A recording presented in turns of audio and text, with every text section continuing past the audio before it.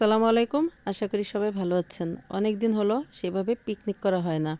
অনেক দিন থেকেই ভাবতেছি পিকনিক করব, কিন্তু বাচ্চাদের পরীক্ষা নানান ব্যস্ততার কারণে হয়ে উঠছিল না। প্ল্যান প্রোগ্রাম করে রেখেছিলাম মেয়েটার পরীক্ষা শেষ হলেই পিকনিক করব, কিন্তু মেয়ের পরীক্ষা শেষ হওয়ার পরে আমরা অনেক জায়গায় বেড়াতে গেলাম। আমাদের বাসায়ও অনেক মেহমান আসছিল, যার কারণে আমাদের সব প্ল্যান প্রোগ্রামের একটু লেট হয়ে গেল।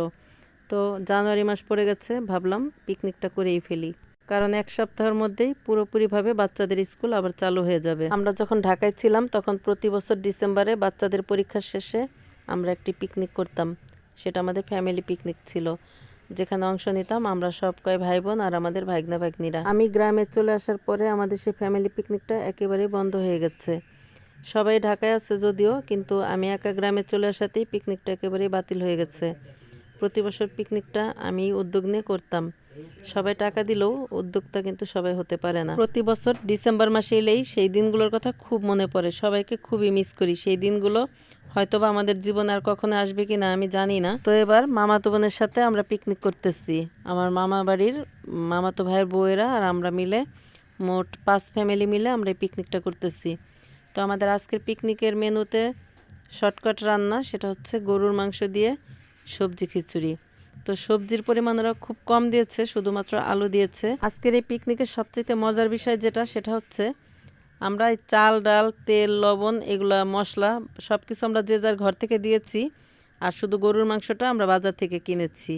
তো ছোটোবেলায় আমরা যখন পিকনিক করতাম আমরা কিন্তু এভাবেই পিকনিক করতাম। ছোটোবেলায় সবার ঘর থেকে আমরা 1 মুঠ 2 মুঠ করে চাল দিতাম, ডাল দিতাম, তেল লবণ মরিচ পেঁয়াজ এভাবে দিয়ে আমরা ছোটোবেলায় খড়ি কুড়িয়ে ইট বসিয়ে রান্না করতাম।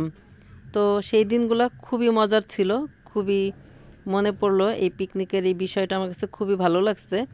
আমরা তো দেখা যায় পিকনিক করার সময় সবাই মিলে টাকা দিয়ে পিকনিক করি, আর এবার আমরা টাকা দিয়ে পিকনিক করেছি, সেটা শুধু মাংসর টাকা দিয়েছি আর বাকি সব কিছু ঘর থেকে দিয়েছি, যে বিষয়টা আমার কাছে খুবই ভালো লেগেছে আর আমার ছোটোবেলার স্মৃতিকে মনে করিয়ে দিয়েছে। তো পিকনিকটা যেহেতু আমার মামাদের বাড়িতে হচ্ছিল, তো এখানে কাটাকাটি মশলা বাটার যাবতীয় কাজ এগুলো আমার মামাতো বোন আর আমার মামাতো ভাইয়ের বউয়েরাই করেছে।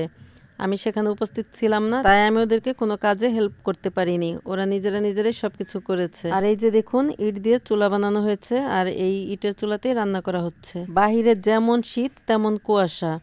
এই কুয়াশার মধ্যে আমরা সবাই মিলে এখানে আগুন পোয়াচ্ছিলাম আর রান্না করতেছিলাম। আমার কিন্তু বিষয়টা ভীষণ ভালো লেগেছিল।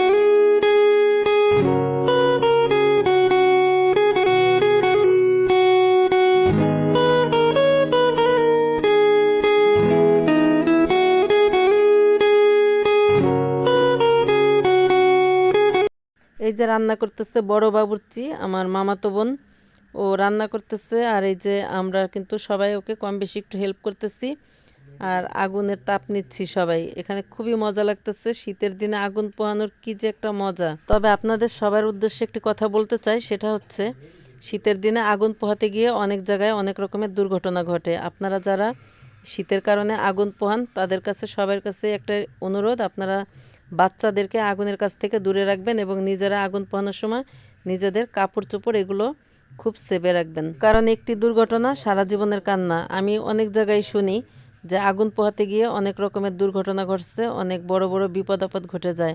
সেজন্যই সবাই অবশ্যই আগুন পোহানোর সময় সাবধানতা অবলম্বন করবেন। তো এই যে দেখুন, এদিকে আমাদের খিচুড়ি প্রায় রান্না হওয়ার পথে, আর এখন আলু দিয়ে দিচ্ছে।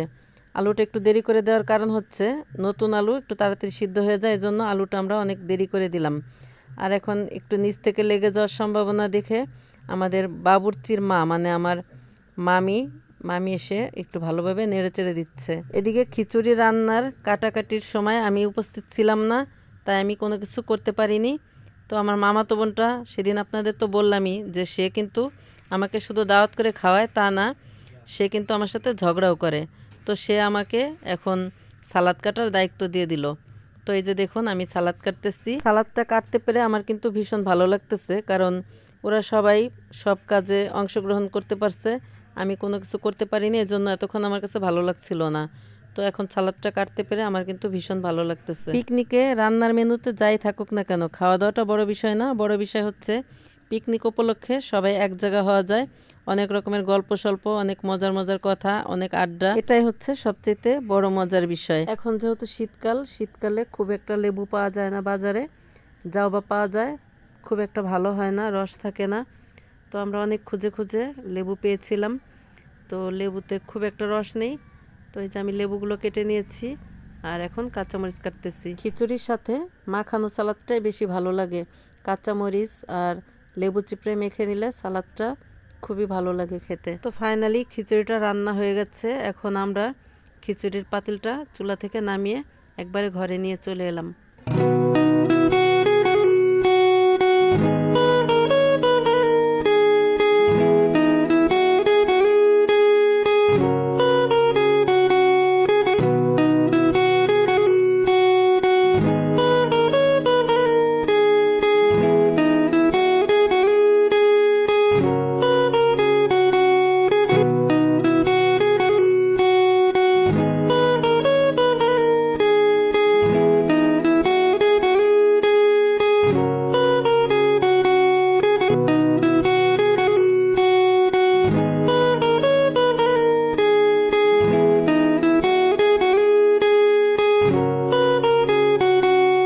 প্রথমেই আমরা বাচ্চাদের খেতে দিয়ে দিলাম, আমরা একটু পরে খাবো বড় যে কয়জন আছি, বাচ্চাদের আর আমার হাজব্যান্ড আসছে আর আমার মামা, এই কয়জনকে আগে খেতে দিয়ে দিয়েছি। এখানে আমার 3 মামাতো ভাইয়ের 3 মেয়ে খাচ্ছে।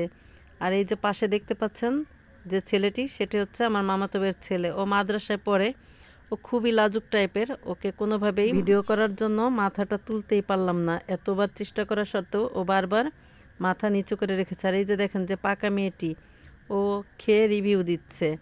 এটা হচ্ছে আমার মামাতো ভাইয়ের মেয়ে। মেয়েরা মনে হয় একটু বেশি চঞ্চল হয়, দেখুন ওরা কি দুষ্টামি করতেছে। আর এই যে উনি কিন্তু খুবই শান্তশিষ্ট। তো ওদের খাওয়া হয়ে গেছে, এখন আমরা খাচ্ছি। খিচুড়িটা খেতে খুবই মজা হয়েছিল, অসাধারণ, খেতে খুবই ভালো লেগেছিল। আর আমরা খুব শীঘ্রই আবারও একটা পিকনিক করব, এরকমের একটা চিন্তা ভাবনা করতেছি। তবে এরপরে নিশ্চয়ই একটু বড় করেই পিকনিকটা করবো ইনশাল্লাহ। আমাদের আজকের এই পিকনিকটা ছোটোখাটো হলেও পিকনিকের মজার কিন্তু কোনো কমতি ছিল না। তো আমরা অনেক তৃপ্তি সহকারেই খেয়েছি, অনেক মজা করেছি, অনেক আনন্দ করেছি। খাওয়ার পরে একটু শীত লাগতেছিল, তাই একটু আগুন পোহাচ্ছিলাম। প্রায় 15-20 মিনিট আগুন পোহানোর পরে ভাবলাম এখন রাত হয়ে গেছে, এখন বাসায় চলে যাই।